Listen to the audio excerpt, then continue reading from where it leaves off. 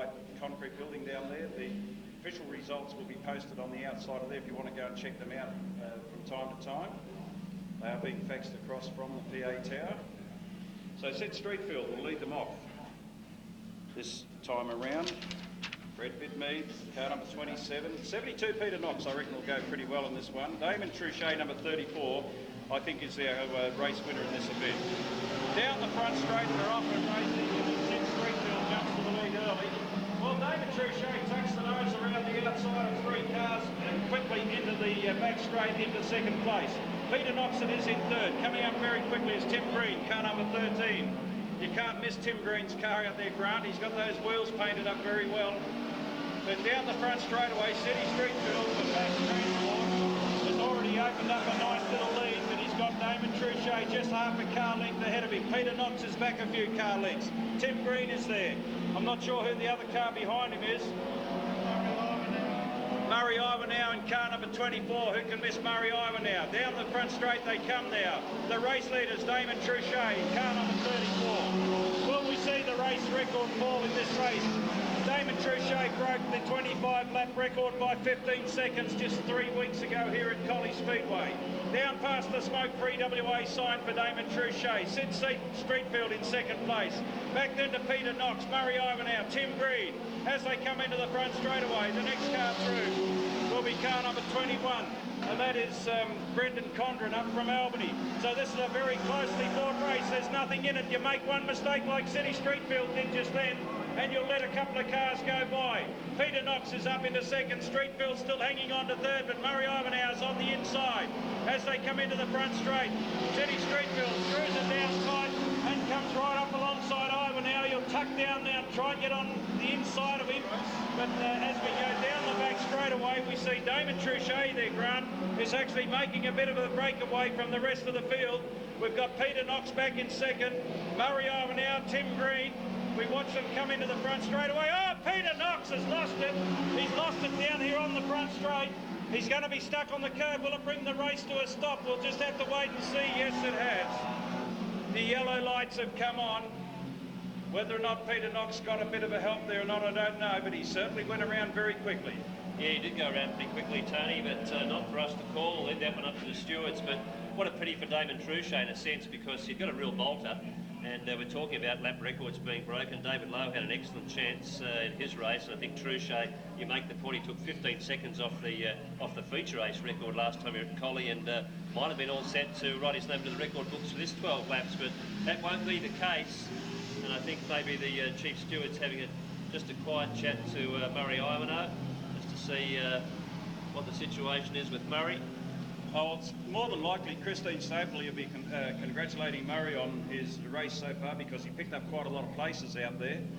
Christine is not always going to chastise a driver for something. She may be congratulating them. She made that very clear at the drivers' meeting. Too true. So Truchet will lead away, and where Peter Knox will be, I'm not quite sure. I see that Daniel Amaduri has parked up on the infield, the 83 car, the Cortina. Now, whether Daniel has got a flat or what, I'm not quite sure, but he looks like he's going to wait there and come across the finishing line at the end of the race for finishing points. And Peter Knox will now go around and find his position, which well, he was running in second, so it'll be interesting to see where he goes. Looks like Ivanhoe is at the back of the pack, so maybe Murray Ivanhoe has been penalised for that incident. Maybe just helped Peter Knox around. So I'd suggest that is what has happened, that Murray Ivanhoe has been sent rear afield for that incident with Peter Knox, and Peter Knox should return to position 2, Tony. Yes, well, as I said, Christine Stapley is very quick off the mark when somebody has dealt an unfair blow, and she's pulled a very quick decision there. Murray Ivanhoe as the driver that's been sent rear afield. Peter Knox will be very happy to know that he's going back up the order. And a lot of work for Murray Ivanhoe ahead again. And he didn't have to touch Peter very much coming out of turn 4. The cars, when they come out of the turns, don't have a lot of weight on the back wheels right at that moment, and it doesn't take much of a touch, and very often just a little tap on the back end will send the cars flying. Well, our two cars at the front that we had, Sid Streetfield and Fred Bitmeter, working their way towards the back, Tony. So that's right. And this is the nature of racing. The Datsun 180B is a little bit outclassed, I think, Grant. We've had Fred here before. Well, on the restart, Murray I went out. Oh, he takes off very quickly. Peter Knox, the car just has not fired up quick enough. It looked as though he was in 5th gear or something. Down the back straight they go. He's in a bit of trouble. He's got cars going around all over him there. Tim Green on the outside. Who it was on the inside, I'm not quite sure. Brendan Condren, of course, in car 21. Well, he's come from the back of the grid to be into 2nd place. Brendan Condren is a great competitor from Albany. Car 51, Sid Streetfield, moves back up into 4th as Peter Knox, I'd say, has dropped one spark plug. He's running on about 3 cylinders in the Sigma. As we go down the back straight, you can see everybody just closing right up on him. So the race leader, Damon Truchet, I don't know how many laps to go, Grant, but you better take a couple of laps there and see if you can get Brendan Condren up close to him. Well, certainly as you make the point, Brendan Condren, pencil, he's come from the back of the pack, but whether he's got enough herbs in the old Toronto to catch up to Damon Truchet, that's a big ask. Tim Green's making life interesting for Brendan Condren as well, as he closes a little bit to the Commodore from Kalgoorlie, but Condren's got his measure, and certainly is at this point making some inroads on our leader Damon Truchet.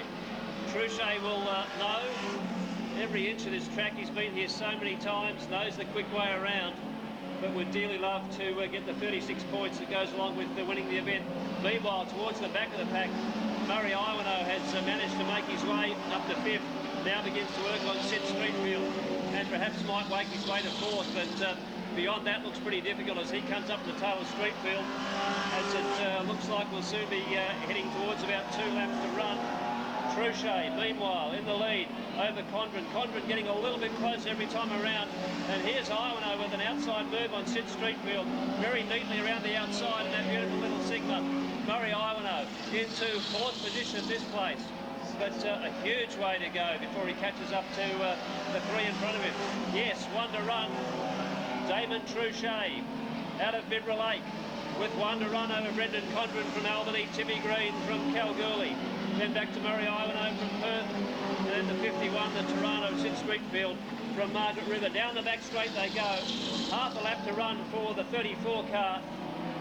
Damon Truchet, well known to Victory Circle, and wins this heat of the Australian Saloon Car Federation Australian Production Sedan title. First across the line, Damon Truchet. Second, Brendan Condren. Third, Tim Green. Fourth, Murray Iwano. 5th will be Sid Streetfield. Peter Knox with the knocking Sigma. Then across the line in 6th. Cole Dovey in 7th. Fred Bitmead in 8th. And getting across the line with finishing points, the 83 car of Daniel Amajuri, who had a right-hand front flat tyre. From heat number 2, I think, Jason, is it?